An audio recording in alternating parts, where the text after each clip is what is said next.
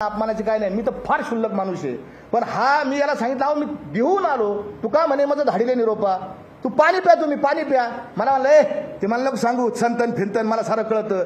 ज्या वेळेस तो संतन फिरतन तुकाराम महाराजांचा एकेरीवर उच्चार केला, मी म्हणलं जरांगे तुझे 100 अपराध भरले. एखाद्याचे 100 अपराध भरतात. आमच्या भगवान श्रीकृष्णाने सांगितले शिशुपालाचे 100 अपराध भरले त्याला मारलं, तसं या जरांगेचे 100 अपराध भरलेत. आणि 100वा अपराध कोणचा आहे तर ह्या जरांगीने माझ्या जगद्गुरु तुकोबारायाचा अपमान केला आणि तो मी कधीच सहन करू शकत नाही. हे बी गप बसले होते, यांच्या मागं कोण कोण नेते येतं मंत्री हे मला माहीत झालं होतं, हे बी गप बसले होते.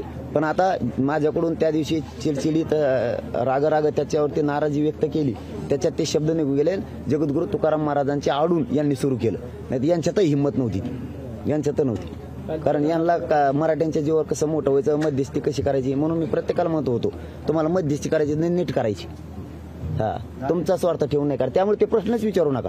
जो मूळ होता एक महाराजांबद्दलचा, ते आमच्या जगाचे श्रेष्ठ संत आहे. त्यांच्याबद्दल मनन ते ऐकायला तयार आहे. बाकीचा ट्रॅप आहे, याला बोंबल म्हणा, बोंबल. मी असं म्हणतात का तुम्हाला आत्ताच का झालं, तुम्हाला जरांगे हेकेखोर होता हे तुम्हाला माहिती होतं, मग तुम्ही आत्ताच का बोलले. मी आत्ता बोललो नाही, मी साधारण 3 दिवसापूर्वी माझ्या मनातली जी खतखत आहे ती एका छोट्याशा यूट्यूबच्या चॅनलवर टाकली आणि जवळपास महाराष्ट्रामध्ये कोट्यावधी लोकांनी अनेक पोर्टलवरती गेली आणि कोटी लोकांच्या पुढे ती लोकांनी पाहिली.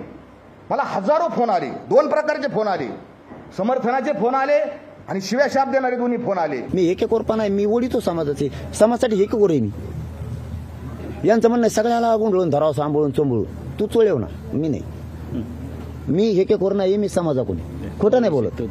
नाही ते मुद्दाम सांगणं आता गरजेचं आहे की मी समाजाकडूनच आहे, समाजासाठी हेकेखोर आहे, मी समाजासाठी कट्टर आहे, मी समाजाकडूनच वाढणार, तुमच्या स्वार्थासाठी नाही वाढणार. फक्त जगद्गुरु तुकाराम महाराजांच्या आडून सरकारचा ट्रॅप चालू नको. संभाजीनगर रस्त्यावर कन्हैया हॉटेल म्हणून आहे, तिथं पहिली गुप्त मिटिंग झाली, ती काय म्हणजे इंटरनेटवर आहे. दुसरी गुप्त मिटिंग त्यांची म्हणजे मला माहिती असलेली बरं का, दुसरी गुप्त मिटिंग झाली रांजणगावला एका बंगल्यामध्ये, MIDC मध्ये जिथं ते मुक्कामाला होते. त्याचा टायमिंग सांगतो, पहाटे 4 ते सकाळी 6 वाजेपर्यंत.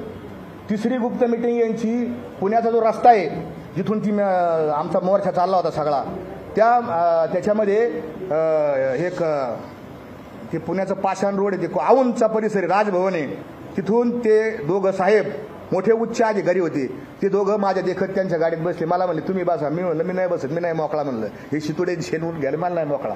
आणि ते गेले. त्याच्यानंतरची मिटिंग लोणावळ्याला झाली, ती मला सगळ्यांना माहिती होती, लोणावळ्याला आपण आक्षेप घेतले होतं. आणि त्याच्यानंतरची बंद मिटिंग वाशीला झालेली आहे. मला या आंदोलनातून बाजूला काढायचं आहे, मराठ्यांना मिळून द्यायचं नाही, मराठ्यांचं वाटलं 10%वरच करायचं यांना, म्हणून हे ट्रॅप काढले. सगळीकून सगळे भिडणार आहेत आता मला बाजूला काढायसाठी. बघा, मराठ्यांना सांगतो, चॅनलच्या माध्यमात सांगतो, मला बाजूला काढायसाठी. कारण यांना इमानदार आंदोलक नकोय, पैसे फिसे पद घेऊन फुटणारा पाहिजे. मला यांना असा आरोप करून बाजूला सरकवायचे, असे हे सगळीकून सगळे भिडविणार आहेत ते.